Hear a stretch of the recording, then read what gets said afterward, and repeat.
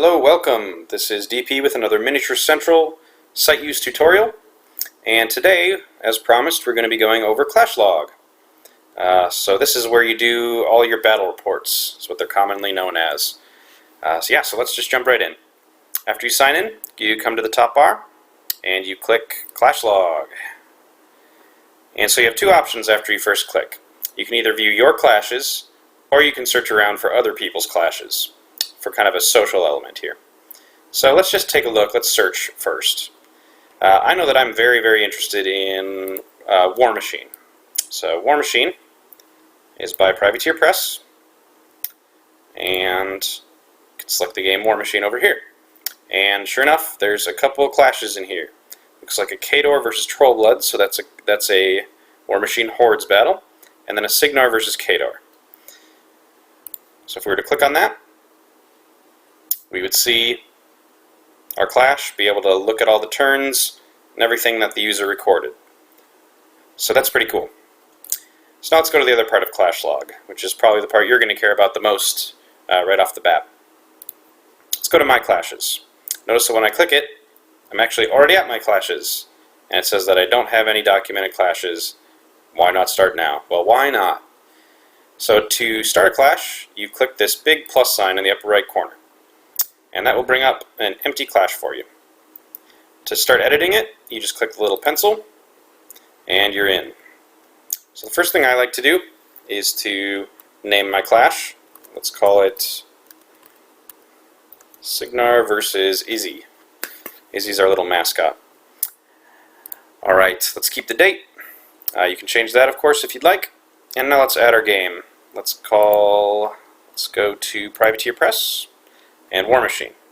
Notice that it's only listing a few different manufacturers for me, and that's because it's only pulling from things that are in my collection.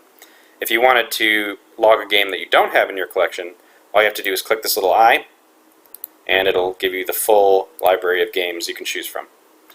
So we're going to choose War Machine, and now that's added to our game. Now, one of the coolest parts, let's say that you're playing against someone else. One of my buddies on the site is named Sloppy Painter. You notice that when I type in his name, a little check mark appears to the left. That's how I know that it's actually a user on the site. Click the little plus button, and now he's added as an army on this clash. So we can start with really whatever you'd like here. So let's just start with the outcome. You can either do this as you're actually battling, but I know a lot of people really like to concentrate, so they like to do it after the fact. So outcome, you can mark if you didn't finish, if it was a draw, or if there was a decision. In this particular game, let's say that my buddy Sloppy Painter beat me, so I select him as the winner of the decision. Let's say we played a 25-point battle, and let's just call it a custom map. Nice little game length of 120 minutes. We played at my house. You can also put in a link for a video summary, which is cool. So if you like to record yours on YouTube, you can just slap the link in there, and it will embed the video in your clash. So that's pretty cool.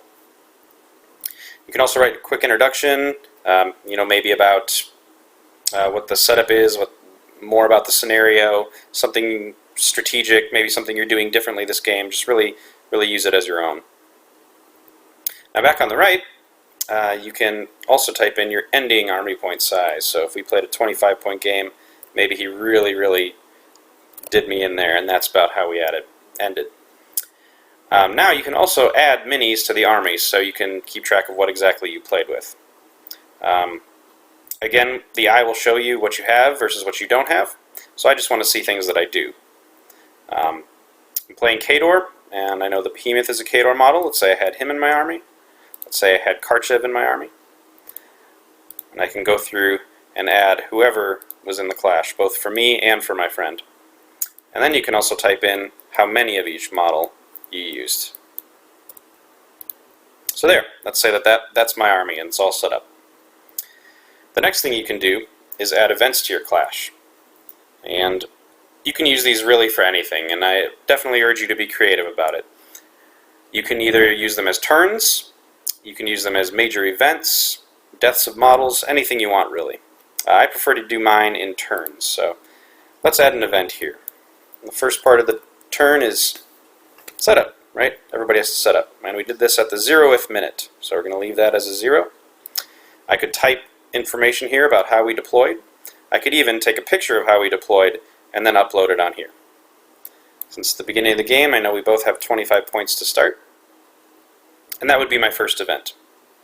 If I wanted to add another event, I just click the plus. And I can go to town here too.